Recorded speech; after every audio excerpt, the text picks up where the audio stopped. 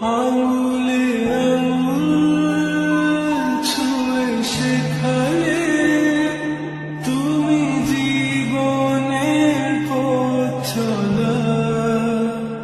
নিজে না খেয়ে